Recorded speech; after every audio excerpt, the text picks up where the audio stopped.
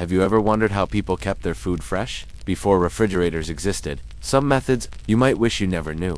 Asterisk, you are jocks, and this bleak, icebound harbor town has known you for 10 years. 10 years of wrestling with the icy sting of the North Atlantic wind and the sharp smell of the ketch. 10 years spent desperately trying to keep the doors open at the dockside diner. Here, winter is defined by the brutal blizzard season. The wind howls through the gaps, snow piles up against the doors, and the unrelenting, deep cold is a direct attack on your wallet. It's been 2.5 years since you married Lyra and opened the shop. Your goal was simple, a stable living. But this year the storms have been too severe, grounding the fishing fleet and scaring away the tourists. Your regulars are down to a handful of tough dock workers, men who can only afford cheap fish, chowder, and a small glass of common whiskey to warm themselves. The ledger from the seafood wholesaler is a mountainous stack of unpaid bills, and the safe under the counter, where you keep the loan payment money, is alarmingly empty. Christmas is looming, and you can barely afford next month's rent. On this particular day, after a heavy blizzard had momentarily subsided, a weak, pale sun struggled to shine through the frosted window pane. You were slumped over your accounts, searching for a financial miracle, when you heard the heavy thud of insulated work boots. You looked up and immediately recognized him. It was Old Man Finn, a notoriously picky but reliable fish inspector from the local union. "Jocks," he called out loudly, his voice rough with cold, "a steaming portion of pan-seared halibut with butter and herbs. Make it snappy." Your stomach plummeted. Halibut. It requires absolute freshness. Even the smallest serving devours a significant chunk of your remaining capital. You nervously checked the walk-in cooler. There was exactly one halibut fillet left, but it had been wrapped in ice for nearly 36 hours. You had done everything right, but the edges were beginning to look subtly dry. "Mr. Finn, the halibut isn't exactly prime tonight, you mumbled, trying to hedge. Old Man Finn squinted at you. "Prime or not, just make sure it's fresh. Put it on my monthly tab. I'll settle up on the first." You nodded meekly. But instantly, a reckless, dangerous thought ignited in your mind. In the back, tucked away behind the main freezer, you kept a larger halibut fillet that had been ruined by freezer burn during the last power outage. You had planned to throw it out. If you substituted the slightly off fresh fillet with the damaged, frozen one, pancered it hard, and masked it with heavy seasoning, you would save enough money to cover the overdue power bill. Lyra, your wife, was cleaning the prep counter. She saw you reach for the forbidden fillet and grabbed your arm, her eyes wide with terror. "Jocks, that fish is ruined. You'll poison someone," Lyra whispered urgently. You yanked your arm away, your voice tight with desperation. "We can't afford to waste an ounce. I'll sear it hard, drown it in lemon, butter, and capers. The flavor will cover everything. Do you want me to use the good one and put us further into the debt that will freeze this whole place over?" You quickly seared the freezer-burned fillet until it was dark golden brown, dousing it in a liberal amount of melted butter, lemon zest, and capers. The rich, pungent aroma of the cooking butter and citrus filled the small diner, overpowering any hint of staleness. As you delivered the plate, your hands were shaking so badly you had to pretend to bump into a stool to steady yourself. You held your breath, watching Old Man Finn. He frowned as he took his first bite, and your heart leaped into your throat. You didn't need him to say anything. You saw Old Man Finn's frown as he tasted the fish, followed by a slow, deliberate chew, his sharp eyes fixed on the plate. "Jocks," he finally stated, his voice low and firm. "The fish is a little dry today, and too much butter, not up to your usual standard." Your heart hammered against your ribs. You quickly poured him another shot of whiskey, trying to keep your voice steady. "Must be the weather, sir. The catch is harder to move. I used extra butter to try and hold the moisture. Please, warm yourself up with the drink." He made no further complaint, but he didn't finish the dish either. After he paid, charging it to his account and left, you let out a sigh of relief. But a cold, heavy guilt settled in your stomach. Lyra quietly cleared the table, gently scraping the unfinished fish into the waste bin, her eyes red-rimmed. "Even if we have to close down," Lyra said, her voice catching, "never sell bad food to people. You started this place to earn an honest living, didn't you?" You spun around in anger. The feeling of being cornered made your words sharp. "Honest living. Honesty doesn't pay the bills. No one got sick, and I just saved money for the electric bill. What do you know about business?" Lyra didn't argue back. She simply gave you a cold look and went back to washing dishes. You slumped down by the window, staring out at the streetlights flickering through the thick sleet and snow. Instead of remorse, another far more dangerous idea sparked in your mind. The biggest seafood restaurant in the area, the Grand Catch, was known to be wasteful. They tossed out dozens of pounds of unused crab and shrimp every day, simply because of their strict freshness protocol. The Harbor Grill regularly discarded trimmed scraps of prime rib or salmon bones that still had meat attached. If you could buy those discards cheap, rework them with heavy seasoning and pungent sauces, who would ever know? The next morning, you handed Mick, your young, slightly clumsy waiter, 30 copper coins. "Mick, listen closely. Go to the big restaurants nearby. Tell their cooks I'll buy whatever food they plan to throw out. Fish, shrimp, ribs, anything. I'll pay double what the garbage collector pays them. But whatever you do, don't let anyone see you. By dusk, Mick returned with a large styrofoam cooler full of slightly discolored shrimp and a basket of rib bones still clinging to meat. Lyra went pale when she saw the haul. Are you insane, Jocks? You are inviting disaster upon us. You shoved the cooler toward the kitchen. Disaster. This is business. I bought 10 coins worth of shrimp. I'll sell it as Cajun spice shrimp for 60 coins. That's profit, Lyra. Pure profit. Lyra could only sigh, reluctantly beginning the tedious process of cleaning the salvaged food. Days turned into weeks. You sent Mick to collect scraps every evening, hiding them in an old, cold storage pit beneath the kitchen floor. You drowned everything in chili powder, hot sauce, and powerful spices. The heavy seasoning effectively masked any trace of decay. At first, no one noticed. Some customers even praised your new dishes for being richer and having more flavor. Your pride swelled. The more discards you bought, the more your profits grew. Soon, you expanded from 2 partner restaurants to 6. Hard currency started piling up in the safe under the counter. You have crossed an ethical line, and now, you cannot stop.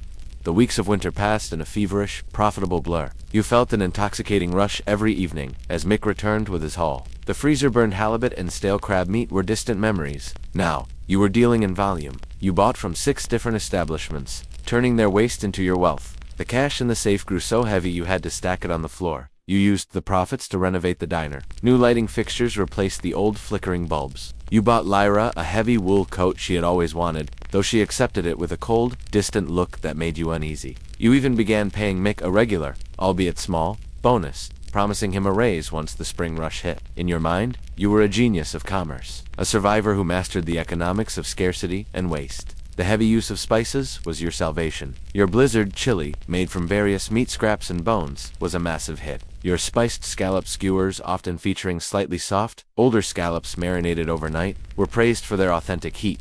You told yourself that as long as the food was cooked thoroughly and tasted good, you weren't hurting anyone. The slight sickness or stomachache that might follow was just rich food. Nothing serious. One afternoon, the blizzard temporarily lifted, and sunlight, pale and weak, finally streamed into the diner. Old Man Finn walked in again, this time with a group of 3 rugged long-haul truckers who had just arrived at the port. They ordered a full spread, the famous blizzard chili, the spiced scallop skewers, and some basic steamed vegetables.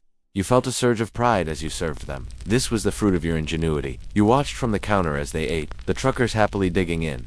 Then, halfway through the meal, the atmosphere shattered. One of the truckers suddenly pushed his bowl away. Clutching his stomach with a pained grunt, his face, ruddy from the cold, turned an alarming shade of pale. Old Man Finn, who had been chatting, stopped talking instantly. Finn looked down at his own half-eaten bowl of chili, then back at the trucker, who was now sweating profusely despite the freezing temperature outside. Finn's eyes snapped up to you, and the usual irritation was replaced by something cold and dangerous. You felt a terrifying electric current shoot through your body. The carefully constructed facade of your honest business was dissolving. Old Man Finn slowly laid his fork down on the table, the clatter echoing loudly in the sudden silence of the diner. I warned you before. Jocks Finn's voice was dangerously low, a deep rumble that silenced every other conversation in the room. Your food wasn't fresh. This chili, it tastes wrong. You rushed over, scrambling to defend yourself, heart pounding against your ribs. Impossible. My kitchen is spotless. They must have eaten something bad on the road. The ingredients are fresh today, but the damage was done. The second trucker looked ill, and the first was staggering toward the bathroom. Old Man Finn stood up, his face grim. No, Jocks. I know the taste of something that's been masked, and I know the look of a man who's been cornered.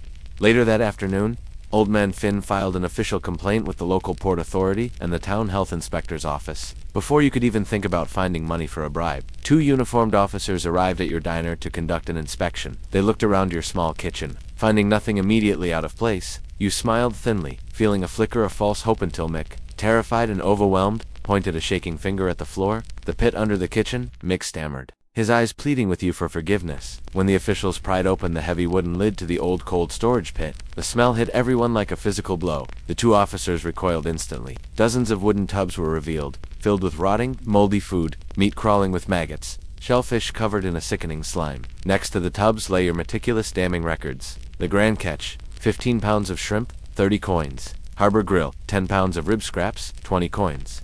You were caught. The silver in the safe suddenly felt worthless. The stench from the cold storage pit was the smell of your ruined life. It clung to your clothes, to the air, and to the faces of the stunned officers. You felt the blood drain from your face, realizing there was no escaping the evidence. Dragged out in chains, the icy wind biting at your exposed skin, you still clung desperately to a lie. As the town magistrate or stern woman named Judge Alana stared down at you from her imposing bench, you tried to argue. Your Honor, it's all a misunderstanding. I was saving those scraps for the town's pig farmer. They were never meant for human consumption. But it was too late. Mick had already told them everything, driven by terror and a deep sense of betrayal. The young waiter had confessed every detail, how you forced him to collect the scraps nightly, how you promised him a real share of the profits that never materialized, and how you even docked his pay last month when he misplaced a delivery of spices. Mick stood nearby, pale and shaking, but the truth spilled out of him like water from a broken dam. You had used him, exploited his quiet desperation for money, and now he was your witness, your accuser. Judge Alina slammed her heavy wooden gavel down. The sound echoed painfully in the small, crowded courtroom. A heart as black as the midnight sea, feeding the hard-working people of this harbor town rotten refusally, a man without conscience, she declared, her voice ringing with cold fury. You profited by putting your neighbors in harm's way, gambling their health for a few extra coins. The prosecution read the total estimated amount you had earned from this scheme over the past weeks. It was a substantial sum, enough to clear your debts and start a new life. But it felt insignificant now. Judge Alina fixed her gaze on you. You are fined 7,000 gold coins, a sum far exceeding your actual profit, and sentenced to be publicly displayed at the town gate for 3 full days. Let your disgrace be a lesson to every merchant who trades integrity for greed. You swayed on your feet. So cruel, I didn't even make 7,000 coins, you muttered, the sheer injustice of the fine momentarily overshadowing the crime. Judge Alina sneered, cutting through your petty complaint. Then the alternative is 3 years of hard labor in the mainland prison. Jocks, your choice. Sensing the hopelessness of your situation, you quietly accepted the fine and the humiliation. Your life began to unravel immediately. The sign for the dockside diner, the sign you had painted with Lyra just 2 years ago, was torn down by the port authorities and publicly burned. The health department dumped the contents of the rotting food pit onto the street, the putrid smell spreading through the entire harbor district. Passers-by pointed and cursed, their faces etched with disgust. Vile villain, heartless wretch. That evening, Lyra packed her few belongings. Her face was set in a mask of cold finality. I won't live with a man who has no conscience. Jocks, she said, her voice devoid of any warmth. She dropped the heavy wool coat you had bought her with the tainted money onto the floor. She did not look back as she walked out into the falling snow, leaving you alone with the ruins of your business and your name. The public humiliation was a cold, prolonged agony. For 3 days, you stood chained outside the main gate of the harbor district. The blizzard returned, coating the town and you in a thick blanket of ice. Your limbs ached, your face was frozen stiff, and the pain in your stomach was a dull, constant reminder of the sickness you had inflicted on others. Every sailor, every dock worker, every neighbor you had tried to cheat paused to look. They didn't shout anymore. Their silence was worse. They simply looked at the sign of the dockside diner nailed to a nearby post with a stark official notice underneath, condemned. As the snow continued to fall, burying the town in white, your mind began to drift. You remembered your father, a simple fisherman, on the day you first opened the diner. His hands were calloused, his eyes full of pride. Do business with integrity. Jocks, the sea gives, and the sea takes away, but your name belongs only to you.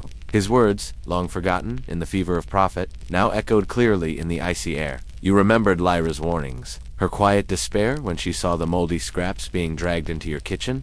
The cold was no longer just external. It had penetrated your very core. You realized, with a clarity that was both brutal and final, that the money you had earned, the coins that piled up in the safe, the funds for the electrical bill, the cost of Lyra's coat, could not buy back your diner, your wife, or the dignity of your name. All that silver felt like lead now, heavy and utterly useless. On the morning of the 3rd day, as the snow continued to drift silently across the harbor, your head drooped onto your chest. The frost covered your beard and eyelashes, turning them white. Your eyes remained fixed on the spot across the road where the dockside diner used to stand. Now just a dark, empty shell. A patrol officer finally unchained your lifeless body, confirming the long-expected death from exposure. The coins you earned from the rotten food, they bought you a public shaming and a lonely end. The snow kept falling, heavy and relentless, burying your body where it lay. Just as it buried the dark, rotten years of your life, leaving only a cold, white memory of a man who traded his soul for a fleeting taste of profit.